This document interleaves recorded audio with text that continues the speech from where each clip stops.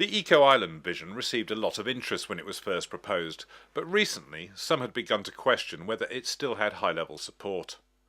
David Pugh, leader of the council, explained the current thinking. It's not just about renewable energy, which I think what some people think. It's about our wider social, environmental and economic aspirations for the island. So still very much a focus, and many different things we and our partners are doing. Clearly there's a role for leadership, and that's where we, as the democratically elected council, come in. But people don't need to wait for our lead. They can, as they've demonstrated, get on with these things themselves. The Chale Green Community Project is a great example of people getting on with it themselves.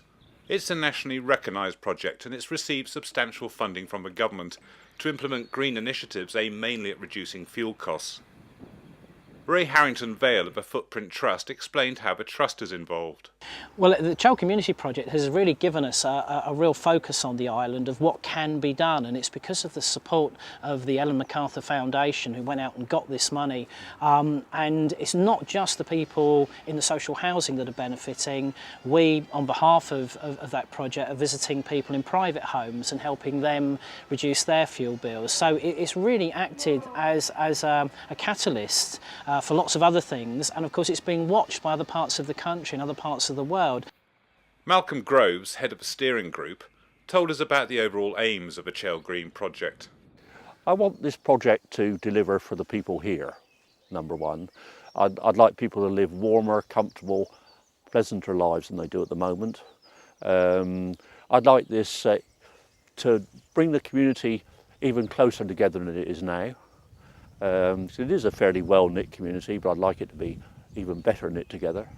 And then I'd like it, beyond that, to be seen as a national example of what can be achieved by something that's led by the community.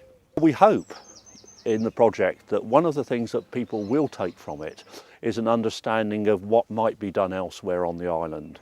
Southern Vectors has teamed up with the Chale Community Project to encourage bus use for Chale residents. In Chale, we were quite keen to do some work with them in terms of the environmental aspects that they were looking at, but also in terms of actually trying to encourage people to have access to work, to training from Chale Green, rather than just deal with the environmental issues of their homes. And we've put a couple of extra services in at critical times, but we also reduced the fare for people from Chale to £1 each way, and in a way it's designed to stimulate demand.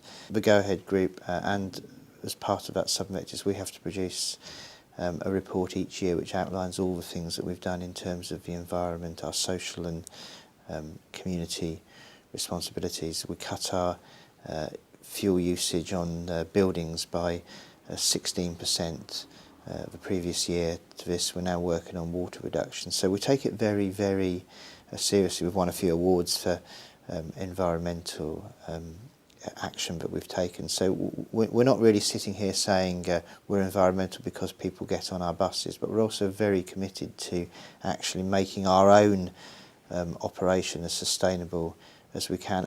Another company tackling green issues at the heart of their business is Liz Earle. As a botanically based skincare company, we've always been very keen on working with the environment. From the inception of the company, there's been a very keen and a very strong green undercurrent, if you like, in the company. We're all very engaged and excited about the environment. For us, packaging primarily is about protection of the product, but we always have to consider the quality of the product. We look at things like sustainable packaging in terms of FSC paper. The vast majority of our packaging is recyclable. Waste management is a critical issue for the island, and Lynn Clark from Island Waste explained the island's domestic waste recycling systems. We have a system really that enables us to divert as much waste as possible from landfill, which is the crucial issue on the island, minimising landfill void. All of the collected waste comes into this facility, and that then separates out all of the plastic and the cardboard and any other combustible waste. That's often a worry with residents, that they're placing a lot of waste into their general bin and feel that it's being consigned to landfill. And of course it's not. It comes in here, it's separated out mechanically, and it's reprocessed into fuel.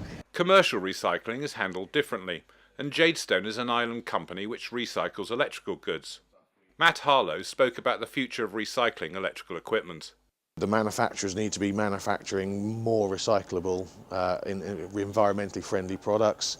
As an island, we need to really look at some sort of big infrastructure where we have an energy from waste plant that is designed from the ground up for purpose, not designed for something and then changed 3 or 4 years later. It needs a much bigger site with room to expand if need be, and the ideal would be all the waste on the island going through the front door, being filtered and separated, and what has to be landfilled then being landfilled. But obviously that's a very big jump from what we have now. Vestas is a company that's concerned about its environmental footprint, and they're investing £50 million in a new technology centre on the island. We are making that building just about as green as we possibly economically can. So yes, it has ground source heating, it has natural ventilation, it has very well insulated facilities, including the big test halls. Everyone who cycles to work, the bikes are closest to the front door, the cars are furthest away. The shower units are absolutely first class. We intend to move into the new technology centre about 12 months from now. We are absolutely saying to our workforce, it might be a low energy building, but it's also up to how we use it and how we get there and so on. And we do the same with our food. So we absolutely have, if it's available on the island, we will buy it on the island regardless. All meat is island meat, other fish is island fish, and in season all the vegetables are island vegetables. So clearly there is plenty being done on a community level, and businesses are also embracing the ethos of Eco Island. But one question which inevitably needs answering is on the issue of wind turbines for the island. Rob Soven from Vestas has a commercial interest in the development of an island wind farm. The hilltops of the Isle of Wight are fabulous wind resources, absolutely fabulous wind resources. And it is absolutely technically capable to produce all our electricity needs from wind. Wind energy's opposition is almost completely due to the visual impact. And I understand that, quite frankly. You won't be surprised to know my view on it, but I absolutely respect people who consider them a visual intrusion in beautiful landscapes. And my challenge to those people is, if you want to turn your lights on and look after this planet, wind energy actually is about the only commercially viable resource in the next 20 years that's going to make a serious impact. Peter Fellows is from the West Wight Landscape Partnership, whose role is to educate people on the landscape and the environment of the West Wight. We have an interest in sustainable uses of sustainable energy, and what we can do is